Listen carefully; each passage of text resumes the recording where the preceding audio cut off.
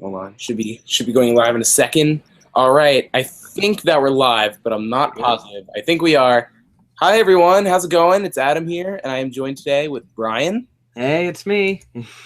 And we're here to talk about episode 9, Rain on Your Charade, as well as what's going to happen with episode 10. Is that coming out soon? Is it not? We're going to get to all that, and we're going to try to answer viewer questions. It's getting a little tough though, because Google Hangout is so horrifically bad. Yeah, the comments are a little bit weird. Sometimes we'll refresh and we'll see none, and then sometimes we'll refresh again and we'll see more, and I don't know. Exactly. So we'll do our best to cater to you guys and make sure your questions are acknowledged and answered. And I'm not even sure how we can even see your questions is the one big issue. And I think the YouTube comments are really all we're going to get, and I'm not sure how much of those load and how much of those work because they've been a little glitchy. Yeah, they've been very glitchy. Being an understatement for sure. Mm-hmm. But, you know, we're going to try. And if your comment won't go through and we don't see it, you can always email your questions to us. Oh, yeah, you can do that. Yeah. You can email them at duncanepic@gmail.com. I will put it in the description. Yeah, that's a nice streamlined way to do it. Yeah, so I will put that in the description, and we will get to that. So, Great. Brian, I have a question for you. Yes. How was making episode 9? How did it go?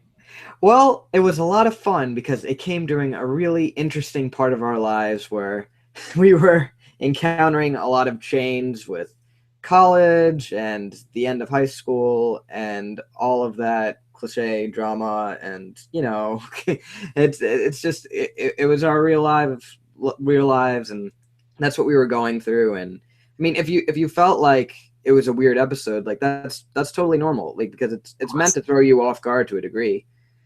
It really shows you that these characters don't simply exist for reality entertainment purposes. There's a whole other layer to them that isn't always in the forefront, and there is to us too. Yeah, and I think that's a big part of it, is that we don't want to really succumb to the stereotypical competition format anymore. We really want to branch out and do new things. And right. I know, yeah, but yeah, go on. Oh no, I didn't say but. I said right. All right. Oh no. I was just gonna.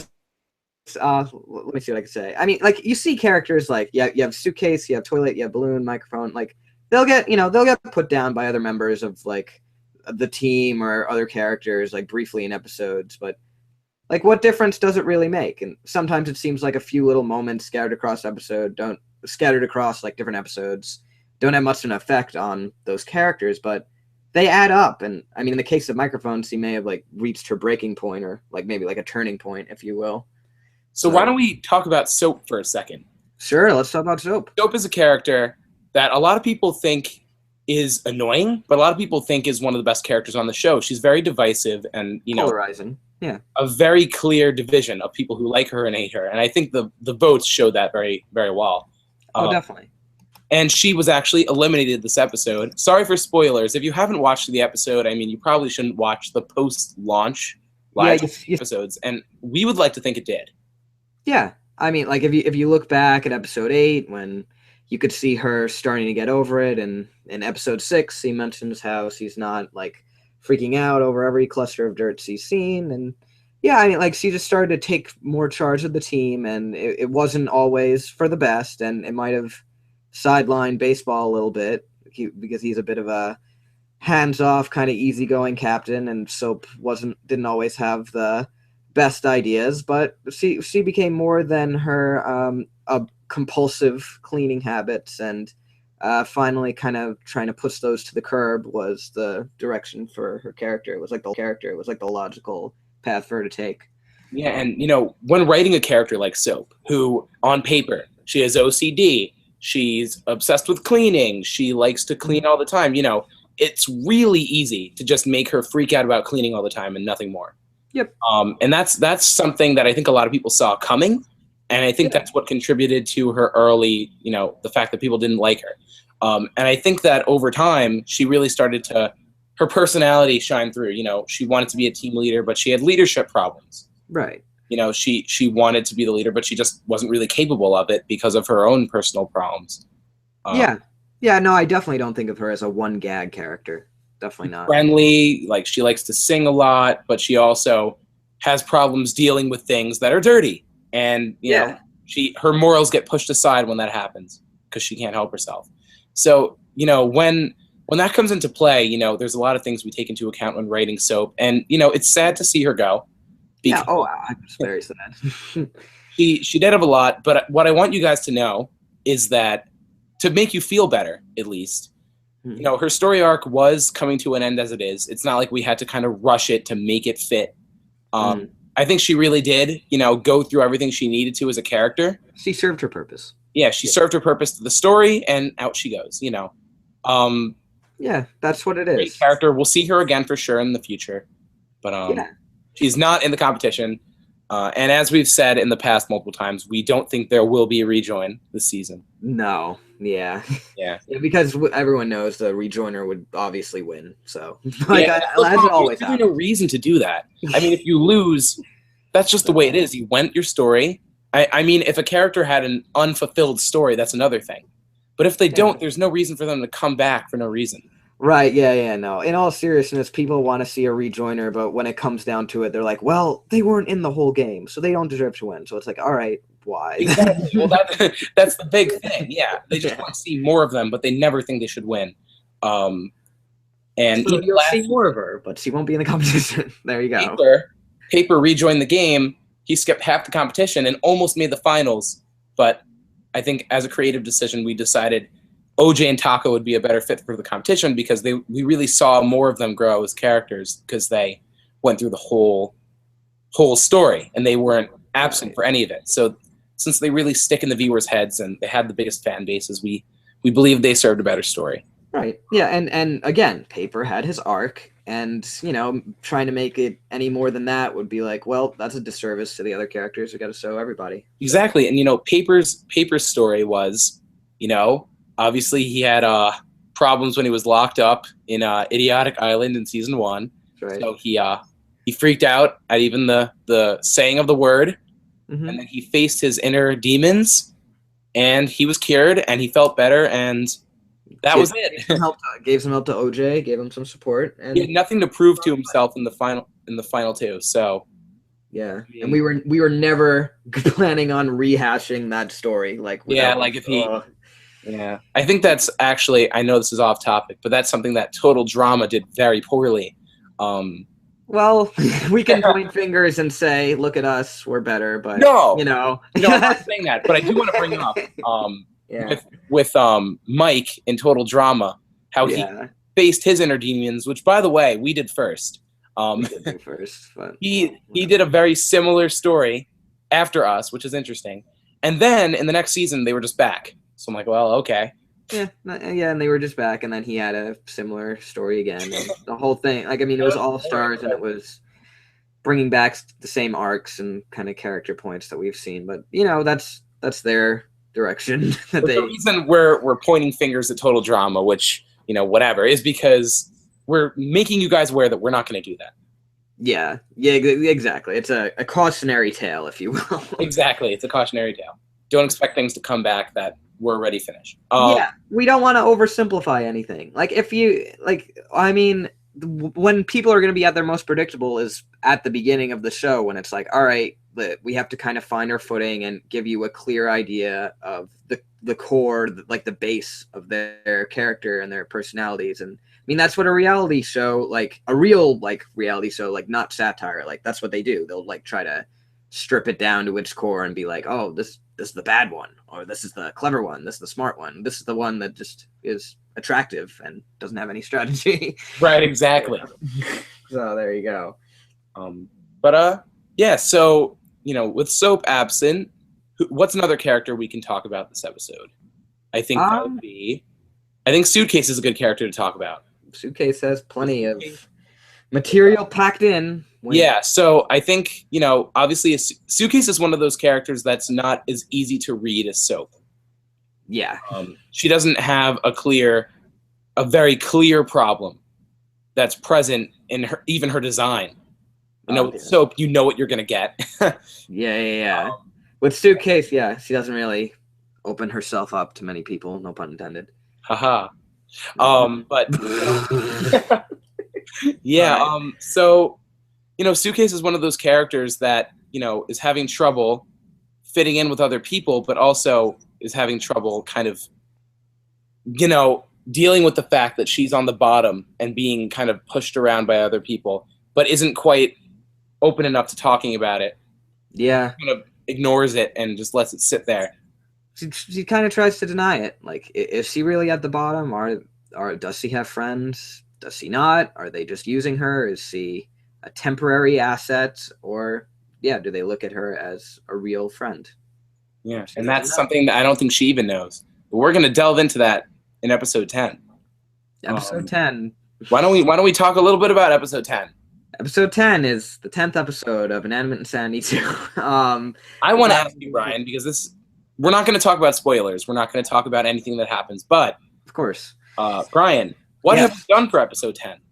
Well, we did write episode 10, and we're currently in a bit of a rewriting stage, based on okay, let's look back at it. Like, sometimes you leave your work there after a while, come back to it with a fresh perspective. But we have that done. We have a lot of voicing done. We have an audio mix, I think, pretty much locked in, ready to go. If whatever happened, it's pretty much, guys. There, yeah. Our script is written and voice acted and even audio edited. Yeah.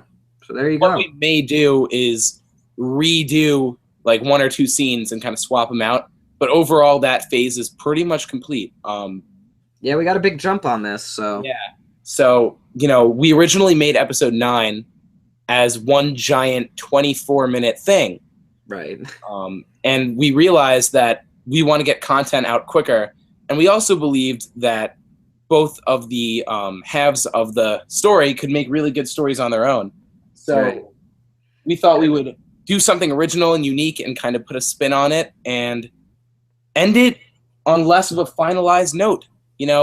With every other episode, it's been, here's a contest, here are the people that lost, here these people are up for vote, and that is it. And that's great, that's awesome. But the problem is it's starting to get a little it's going to get old if you do the same thing every single time. So we're trying to find ways to be original. And I think that threw some people off guard. And that's okay. That's part of trying new things. And, what do you think about this, Brian? Oh, Brian, are you there? Sorry about that. Oh, it's okay. What did I miss? Okay. I basically said, what do you think about how we handled the ending of episode 9? Throwing in a contest as well and bringing it all at one time. Yeah, it's kind of like what I was saying before. If you have the characters encounter difficulties, but then it feels like everything just kind of got tied up in sort of a bow at the end of an episode. Oh yeah, no, we finished the challenge, elimination, vote for someone. Just sort of feels all right, well, the show's just going on. Nothing really happened to anyone. But the heart of the show is always there, even if you change the format. The reality show within the show kind of reflects what people come to the show for and expect from it as the show that it is. And when you ditch expectations and tear down that barrier, you open yourself up to a whole new level of realism and a whole new level of unpredictableness and insanity, or maybe it's just more filler. I don't know. You decide. And I think that's the big thing is people sometimes mistake filler for extraordinary stuff. Extraordinary meaning out of the ordinary. Right. So what I'm saying is, it really depends on what you see as the plot. This episode, there was no challenge. So people said, wow, there was no plot and nothing happened. No forward momentum. Yeah. That's the thing. Yeah. That's the overarching story of the whole show. That doesn't necessarily mean there isn't anything else going on, which there is. And we wanted to take a chance to explore everything going on in the show, including the characters. So we took a break from the challenge aspect of it, and that's what we did this episode. Obviously, that's going to throw people off guard, and that's fine. and it should. You should be wait, what happened here? It's different. I've experienced that myself. I know I've seen There was one episode of Avatar: The Last Airbender that comes to mind called The Beach, where there were a lot of antagonists, and it primarily focused on them and them just kind of hanging out and being like teenagers and stuff, and like settling their issues. And like, I'm being vague about it so I don't spoil anything, but at the time I was like, what was that? Like, that was like, I didn't know the word filler, but that was filler. I look at it now and I realize that it was really like a beautiful episode, and like move the characters forward in ways we didn't know at the time, but then really paid off later in the season or book, as they call it. And I'm not saying that's what we did here, but yeah, it's expanding the universe. Yeah. Think of it this way, right? What are they doing when they're not competing? Have you ever seen that before? I don't know. Have you? Yes. But, not as much as this episode. Right. What are they doing when they're not competing? What are their friendships like? Who are they as characters? Those are things that a lot of shows don't do, that we want to make sure we do, because we take it very seriously and we want to make sure. And if you don't really care about the characters and you just kind of want to see action and stuff like that, I mean, there's plenty of other things you can watch. Yeah. But it's just not what it is. Right. And there you have those episodes. Okay. I assume you guys can still hear me, even though Adam muted. But like, yeah, like you have those episodes there that are maybe a little bit more action oriented and have like, a full somewhat resolution within like a 20 or so minute time span. But sometimes things in life are left unresolved, and we want to reflect that in this episode of II. And, like some people may see it as like incomplete, but it depends on your perspective. And like, we understand all opinions, and we're always really interested to hear what you guys think. And yeah, I mean, that's about it in regards to that specific point. Let me take a look at some of the comments, because I haven't. Oh yeah, and I'll check the email for questions. Okay. Are you planning on ever doing a double elimination? From Mason Sykes. That's something I don't think we really want to delve into right now. Yeah. Okay. Just stay tuned. That's kind of a spoilery thing that we don't really want to answer. Gotcha. All right. From ITZ Cherries, I guess it's Cherries. Adam Katz, I have a question. Does Taco have a new voice or something? Yes, Taco does have a new voice. If you remember, okay, so in early season 1, Taco was played by my sister, Samantha. And later into the season, she decided, because she's my little sister, that she didn't really feel like doing it anymore. So then sisterhood. I played Taco in the second half of the season. But my voice was a lot higher back then, so I could pull off like a feminine voice, but now I can't. So I really wanted to find a new voice actress to play Taco, because Taco is a girl character, or at least she identifies as being a girl. So we wanted to find an actor that could really do the British side justice, as was revealed in the finale. So we really wanted to do that. And I thought that Aislinn was a really good pick. Aislinn is Dalton's friend in real life. So he said, "Oh wow, I know someone who would really fit the job." Mm-hmm. And I mean, he was right. Aislinn did a great job. I was so impressed. I thought the voice acting was phenomenal. Yeah, I thought he did great. He actually has a YouTube channel, and he's actually been commenting on the episode, and it just says Taco as his channel. Yeah, isn't that cool? I thought it was a fan account, but it's really him, and he's really answering questions and thanking people for liking the voice. I think a lot of people like the new voice, and that's great, because it was really hard, because it's a nostalgic character in the series, and we wanted to make sure we picked the right person, and I think we did. Yeah. Mix of the old and the new, and I was very happy with how convincing Taco sounded in her proposition to microphone. Oh, for sure. So let's see. What else do we have? Someone was actually asking about what if the final two was Paper and OJ instead of Taco. We touched on that a little bit before, on why we didn't pick Paper. And if it was OJ and Paper, I mean, like, it would have been a very different story. It would have been less intense for sure.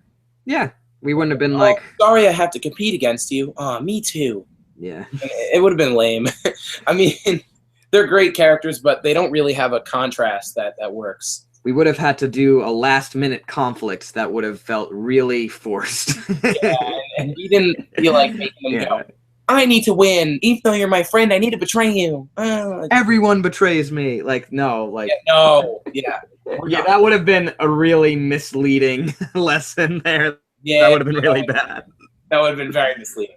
And I think the message of that entire episode was, I want to spend this money on all the people I like because I care about them and I don't want to spend it all on myself. Yeah, and OJ came to terms with the fact that like not everyone's out to get him, and now so then now when he talks to Balloon, he gets it. He realizes that people weren't just trying to stab him in the back. It wasn't anything personal. It was a show, and OJ definitely has come to that understanding. OJ has definitely. Yeah. OJ doesn't like Balloon. Yeah. But he's a good person, and Balloon is also a good person. And, they kind of, he understands Balloon's situation, and he's above just poo-pooing him and sending him away. Right. He gives him his advice, and that's OJ's open-minded. Exactly. Balloon is a little naive, but, you know, that's just the way they are. Childish character, for sure. Right. What about Balloon? What did Balloon do in this episode? Balloon? Well, I mean, Balloon kind of had a bit of an interesting conversation with Suitcase, a bit of a parallel there, and revealed sort of more about his past and how he's attempted to, gain the approval of others, as he put it. And sometimes that's not necessarily the best direction for you to take. And I mean, maybe if he worked hard enough at it, they would start to understand a change, but maybe it's better to just find new people who are more accepting and won't just treat him as this awful person right out of the gate. Like, OJ's not necessarily right, but he certainly has a point. Oh yeah, absolutely. And that was his advice, and that's kind of his viewpoint on the situation. Yeah. That's what it was. I do want to talk a little bit about how awful making this episode was. Go for it. Okay, so, being the head animator right now, I encountered a lot of technical difficulties, especially on the last night of production, which was right before the episode came out. We really finished the episode an hour before it was put out this time. Yep. And one really large problem that was encountered really at the last minute was the fact that I don't want to put names on anything, but somebody accidentally animated a scene at the wrong frame rate. Yeah. It was 16 frames per second, and the show is animated at 24 frames per second. And when you put it in the episode, it's a little jarring. 16, not that. It moves super fast because it doesn't match up to the audio. Right. No, yeah, that's fine. So that made the scene useless, and it actually didn't work with the episode. So I had to really spend a lot of time trying to find a way to fit it in to match the audio and kind of convert it to 24. It wouldn't convert it, but it would mesh it. So basically what happened was every 3 frames, it would just be the second frame again. And no one noticed, actually. I didn't get a single comment about how one scene looked a little bit choppier than anything else, which is great because that means it wasn't obviously a big problem. Yeah, no, it kind of worked out. I mean, like, the scene had a bit of a surreal vibe to it, so maybe that, like, There's actually a picture of that scene, in right now that you're looking at. It's from that scene with Microphone and Taco at the end. Yeah, there you go. So that was terrible. Another thing that was terrible was we had to rewrite an entire scene, and then revoice act that. The Balloon and OJ scene for us was really, really hard. Yeah. No, I appreciated the people who said that it was really well written because we poured a lot of soul into that. We were writing that when we were still like in our high school senior year, and now it's out and you can watch it. And yeah, it's just one of those things where it's just you could go so many ways with it. Yeah. But which is the right way? We really wanted to make sure it wasn't too emotionally manipulative, and that it seemed like a real conversation, not just, "Hey, Balloon, you should find other people." Right. Really? Wow. Like, I mean, that's just not the way the world works, and we wanted to interpret it in a realistic fashion, and I think we did that. Right. I mean, oh well, we tried. Yeah, I mean, we definitely didn't want to retread old ground. We didn't want to just make it Balloon wants to impress people, and he can't, and he's sad. We wanted him to at least receive a notion of where to go from here instead of just, oh well, I guess no one will ever care about me. Feel bad. And we could have easily made him go to OJ. You know, she's like, get out of here. No one likes you. Get out of here. It's pouring raining out, though, OJ. I don't care. Get out of here. Yeah, we could have easily done that, but that would be awful. And that would make OJ a terrible character. So we didn't do that. And we instead interpreted it in a more realistic fashion. Maybe we made OJ more open-minded than some people would think. Yeah. But that's the way the character is. He's right. hospitable. That's like his entire character. Yeah, we didn't want to betray the integrity of the character and the arc he went through just for like an easy story device for a character that's currently in the competition. So absolutely not. All right, so I actually got a bunch of questions on my email account. Oh, great. I provided. So from Lucas Chan, where did the title of the episode fit in with the content of the episode? That's a good question. Very interesting question. The title is, as it says on this graphic, Rain on Your Charade. Brian, I think maybe you want to explain that. Sure. I mean, like, we went through a lot of interesting conversations. Well, you know, like a few conversations at least about what exactly this title could be. Because normally what we just always do is we'll make it like a play on words, but the play on words will have some sort of hint at what the challenge is. But as you may have noticed, there was no challenge in this episode, so the play on words couldn't really reflect, like, specifically what the challenge was, so it had to be some sort of other aspect, and we thought the rain was a very memorable, like, visual kind of cue and motif in the balloon flashback scene, and a lot of the characters, arguably, you know, have their charades or facades, or basically, like, to put it in simpler terms, they'll talk to other characters in such a way that you're not sure if they're being real with them or not, and sometimes maybe people will, those characters will accept it because it's something they feel like they need to hear. But I mean, like, Baseball will talk to Suitcase about how he has her back, and Taco will talk to Microphone about it, and Soap will talk to Microphone about it, and Suitcase will talk to Balloon about it. You never know who has a charade or not, and this episode is kind of about you make your own conclusion and you deduce whether or not they're being real with them or not, and you allow the rain to sour and degrade and reveal that they were putting on a charade. There you go. Exactly. Putting on a charade is obviously more of a metaphor than anything. It's not like they were having a charade challenge. They weren't playing charades. So I think a lot of people were like, oh, it must be a charades episode. But no, it wasn't. There was no charades. I'm sorry. There was no charades. Charades is fun, though. I like charades. Charades is great. I think that's an awesome challenge idea, and we'll keep it in mind. But unfortunately, that title's gone now. Oh, man. But, yeah, you know, it's kind of the idea of getting rid of the facade or the charade and being who you are. And, you know, Balloon kind of had to accept that. He went to OJ's with a note sheet with his apology written down, like, okay. Yeah. Not the way it works. As OJ said, you got to be real with me here. There you go. And Suitcase even told him you can't manufacture an apology with a note sheet. Like, right. Know. And Balloon said, oh, but he wouldn't let me say what I wanted to say. But, like, did Balloon say what he meant? And was that actually what happened? You know.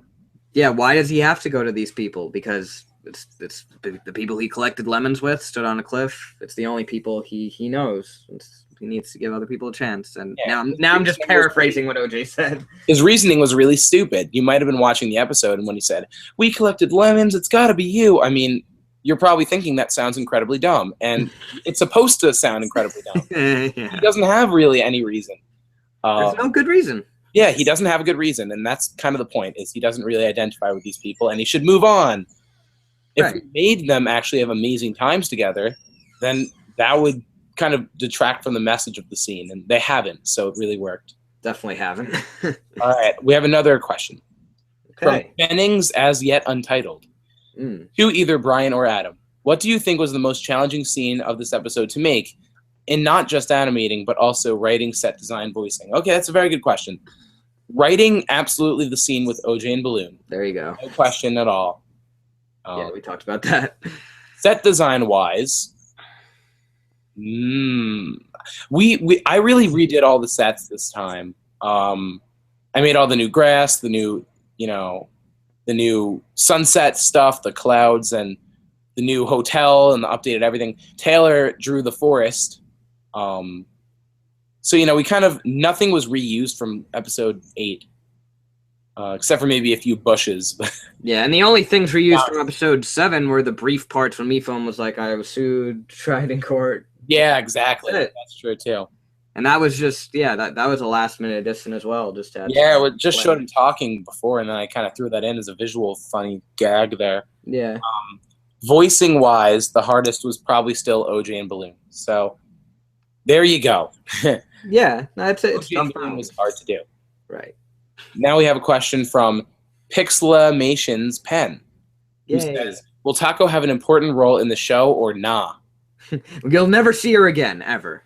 Yeah, no, she will. We're not going to say how, but she's here to stay. Yeah. From Brian NWC. "Hey, Adam, I really liked your new episode of Inanimate Sanity.